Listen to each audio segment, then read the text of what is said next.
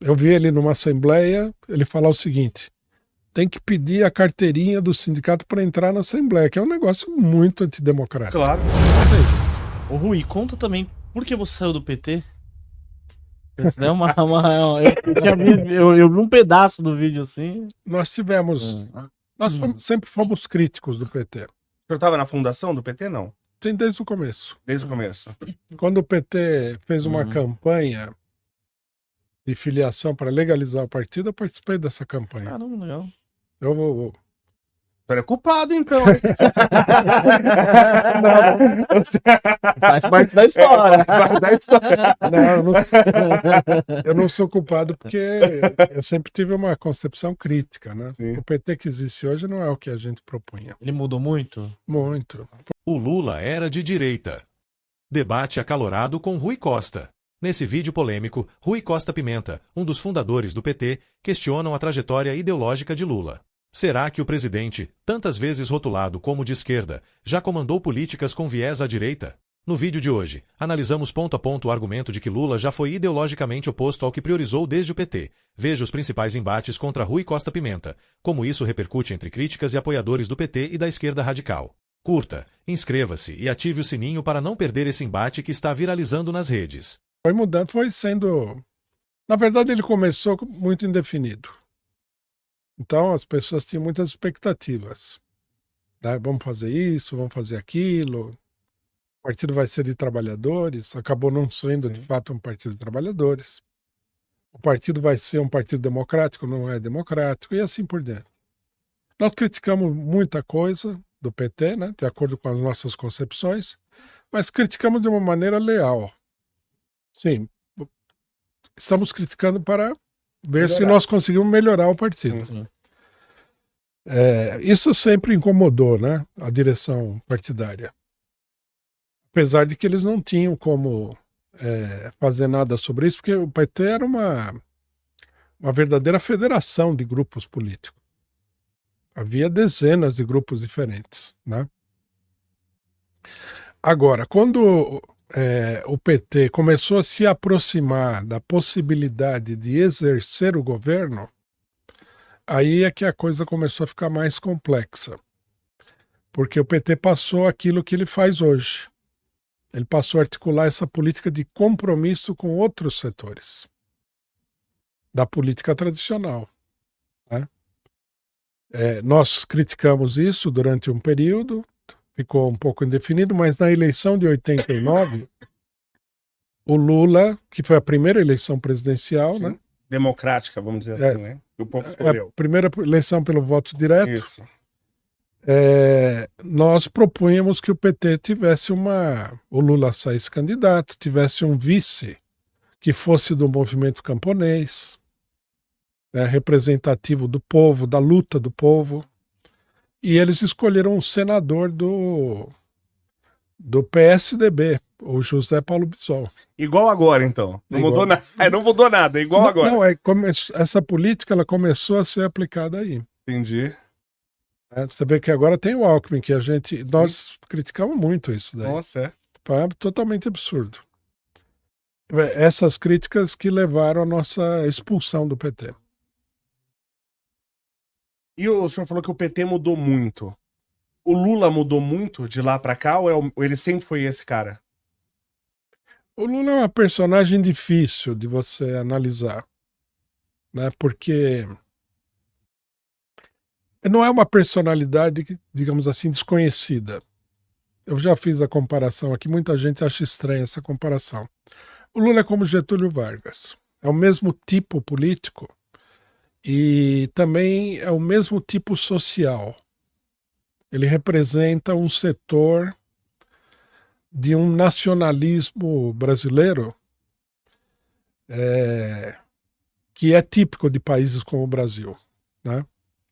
Aí a pessoa fala, mas Getúlio Vargas, alguém falou que o Lula tá muito próximo do imperialismo. Getúlio Vargas era nacionalista. Ele foi nacionalista uma época, mas outra época ele foi a pessoa que fez aliança com os Estados Unidos na Segunda Guerra Mundial. Ele cedeu 3 bases militares no Brasil para os Estados Unidos. Olha aí. Mas sem alternativa também, né? Ou não? Hã? Você não entende que sem alternativa? Que o outro lado também, você fica do lado dos Estados Unidos ou fica do lado da Alemanha.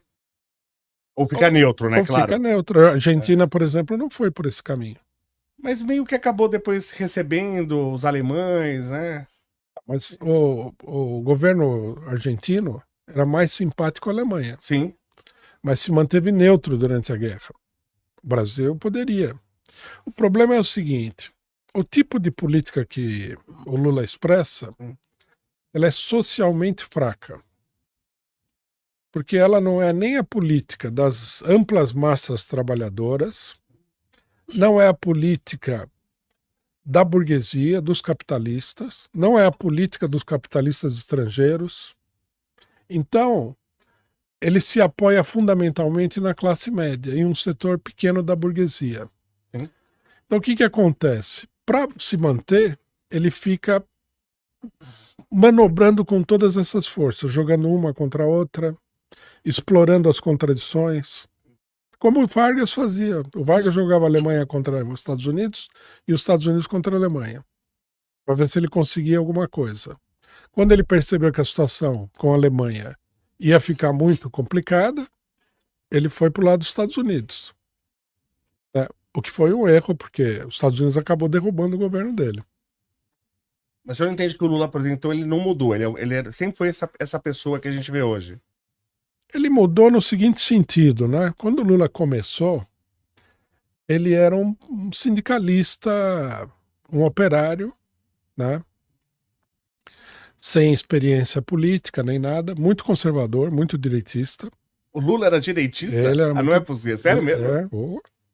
Mas direitista em que sentido, assim, você diz? No sentido de que, por exemplo, ele no sindicato, quando teve o movimento estudantil, Sim. Ele ficou totalmente contra os estudantes. Caramba. Ele falava: Assembleia de Operário não é lugar de estudante. Quer dizer, ele era contra o radicalismo político dos estudantes. Entendi.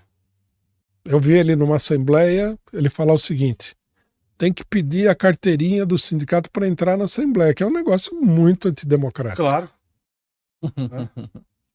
Ou seja, é só o trabalhador sindicalizado que você aceita. O trabalhador não sindicalizado, não.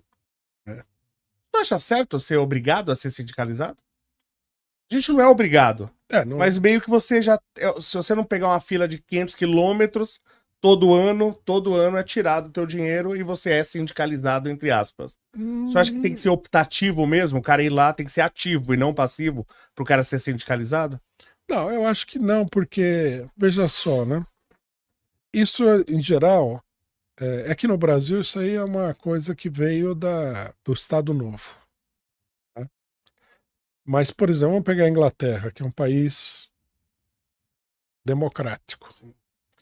Na Inglaterra, eu não sei se continua assim até hoje a situação, mas todos os trabalhadores eram obrigados a pagar uma espécie de mensalidade para o Partido Trabalhista.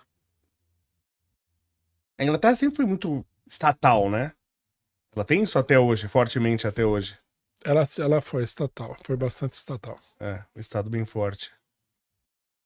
Mas você veja, num país democrático, isso foi uma conquista dos trabalhadores.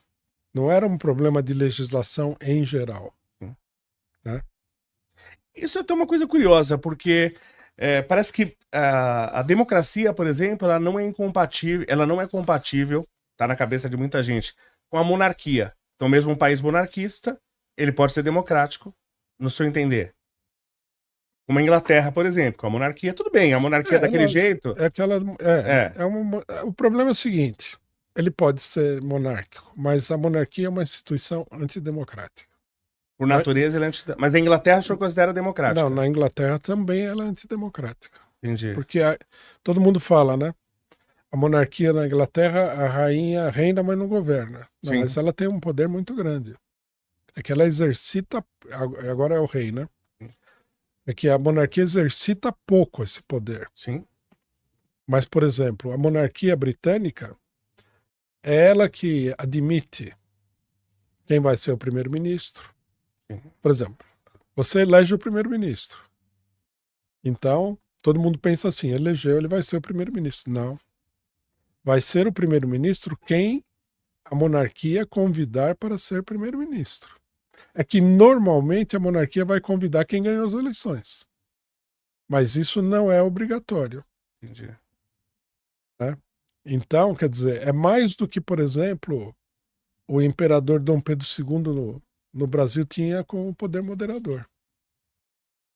Mais poder.